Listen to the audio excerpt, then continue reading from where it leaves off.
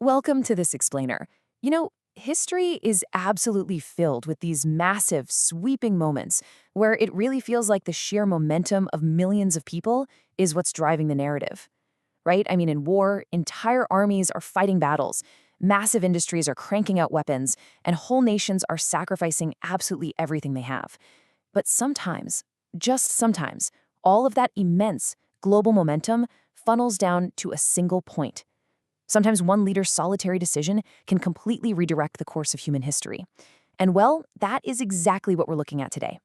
To really wrap our heads around the incredible weight of this, we first have to consider a truly staggering number: 60 million. That represents the estimated number of lives lost during World War II.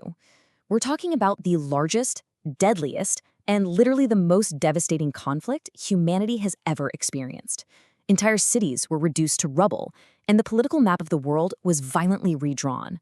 It's almost impossible for our brains to fully comprehend this level of global chaos, but to make sense of it, we're going to zoom all the way in.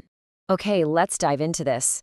Out of the countless soldiers, commanders, and political leaders caught up in this massive global war, one man repeatedly stood at the dead center of history's most decisive moments: General Dwight D. Eisenhower. As the supreme commander of the Allied Expeditionary Force, his job was not just to sit back and move pins on a map. No way! He had to unite armies from completely different nations, balance some really massive competing egos, and ultimately make one of the most agonizing military decisions ever faced by a human being. Let's look at exactly how he did it. Section 1. The Burden of Command. Operation Overlord. We're going to plunge right into the middle of the action here, to the absolute agonizing tension of early June 1944. The massive invasion fleet is assembled, and time is rapidly running out. This was the impossible question facing Eisenhower: delay or attack. The conditions were just terrible. The weather had severely deteriorated. You had these fierce, violent winds battering the English Channel, and high waves were threatening to literally swamp the landing craft before they even started. Heavy clouds made the necessary air operations incredibly complicated. So a lot of his commanders were looking at this and saying, we have to postpone. But Eisenhower knew the crushing reality. The invasion fleet was already sitting there. Hundreds of thousands of soldiers were ready to go. Secrecy was slipping away by the hour, and every single passing day increased the chance that Germany would figure out their intentions. The pressure on him was unimaginable. Section 2. A Foundation of Leadership. A boy from Kansas. To really understand how he handled that immense pressure on D-Day, we actually need to flash back from that stormy English Channel to his modest roots. And this brilliantly illustrates the foundation of his unique leadership style. Unlike many of the famous, really flashy generals he served with, Eisenhower never actually fought in World War I. He saw zero combat deployment. He just didn't have that traditional battlefield glory. Instead, his World War I preparation consisted of years spent quietly training soldiers, meticulously organizing military units, and deeply studying strategy. And while he was disappointed to miss combat at the time, this lack of glory-seeking was actually his secret weapon. It quietly forged his brilliant organizational and strategic mind. Section 3. Forging the Allied Coalition. Unity in Command. When World War II erupted, Eisenhower possessed a very specific set of skills that the Allies desperately needed. Notice how rapidly he was promoted. Right after the Pearl Harbor attack in December 1941, leaders like FDR and General George Marshall immediately recognized his talent. Why? Well, because Eisenhower had an incredibly calm personality and a totally ego-free approach to diplomacy. He really knew how to listen. In a coalition made up of Americans, British, Canadians, and Free French forces, all with vastly different priorities and political pressures, Eisenhower was the glue holding it all together. He planned operations in North Africa in 42, coordinated Sicily and Italy in 43, and because he could build trust and resolve disagreements without making enemies, by late 1943, he was handed the ultimate command: Operation Overlord. Section 4. The Greatest Invasion. Operation Overlord. This brings us to the climax of his career, and really the climax of the war in Europe. The objective was almost impossible: land hundreds of thousands of soldiers against heavily defended German beaches. The sheer logistical density of this operation is just mind-blowing. Eisenhower had to flawlessly coordinate a chaotic, massive checklist. I mean, they had to literally construct artificial harbors to bring in tanks, food, and fuel. They had to prepare thousands of specialized landing craft. They had to prepare thousands of paratroopers to drop behind enemy lines in the pitch dark. And on top of all of that, They had to execute massive, complex deception operations just to convince Germany the attack was happening somewhere else. The sheer weight of these details, where one single slip-up means thousands die, rested entirely on his shoulders. Which brings us right back to that incredibly stormy evening of June 4th, 1944. Eisenhower is gathered with his senior commanders. The room is dead silent. The meteorologists tell him there might, and I mean might, be a brief weather window on June 6th. It would still be dangerous, for sure, but it might just be their only shot.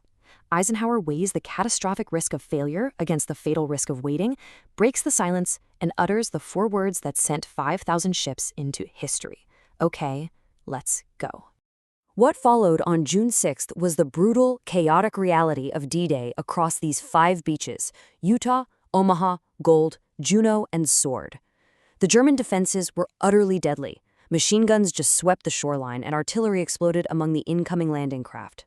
At Omaha Beach especially, casualties mounted so rapidly that for a time, absolute defeat really seemed possible. Paratroopers were scattered everywhere, communication completely broke down, and chaos reigned. But the invasion was ultimately saved by the individual acts of courage from soldiers who bypassed bunkers and engineers who cleared obstacles, finally securing a crucial foothold on the European continent. Section 5. Victory and Responsibility. Leadership in Crisis. Now, what's really interesting about this is that how a leader handles the aftermath of a battle tells you absolutely everything you need to know about their character. Before the invasion even launched, Eisenhower quietly drafted a statement. It was a press release to be used only if the landings at Normandy failed. In it, he didn't blame the weather, he didn't blame his subordinates, and he definitely didn't blame the troops. He wrote that the failure was his and his alone. He accepted complete and total responsibility. He understood that while success belongs to everyone, failure belonged to him. True leaders never hide behind others. And of course, when they won, he deflected all personal glory to praise the sacrifice of the millions of troops. Because of that successful foothold, we see this incredible cascading effect. Eisenhower's massive gamble completely paid off. By August 1944, Paris was liberated. Allied forces then quickly pushed through Belgium and the Netherlands. By April 1945, they met Soviet forces deep inside Germany, directly leading to the collapse of Hitler's regime, the fall of Berlin, and peace in Europe. Historians agree today that without Eisenhower's unique ability to keep this vast coalition together, this incredible chain of events might never have succeeded. Section 6. Enduring Leadership Lessons. Lessons for today. So as we wrap up this explainer, we really have to ask ourselves, why does this history matter to us today, right now, in our own lives, far removed from the beaches of Normandy? So the crucial point is that his legacy leaves us with a highly actionable blueprint. First, preparation matters. Eisenhower spent decades in quiet organization before his big moment ever arrived. Second, accept real responsibility. Protect your team rather than your own reputation. Third, listening is actually a strength, not a weakness. He welcomed expert advice to unite vastly different personalities. And finally, you have to act despite uncertainty. Eisenhower didn't have perfect weather, and he didn't have perfect information on D-Day. Waiting for perfect conditions is often the greatest risk of all. We often think history is shaped by those seeking fame, or, the loudest voices in the room. But Eisenhower proves that history is actually shaped by those willing to do the hard, unglamorous work of uniting people, which leaves us with a question to reflect on in our own lives, our own careers, and our own communities. When the moment comes, how will you carry the responsibility for others? Will you hide, or will you step up and say, the responsibility is mine? Take that with you today.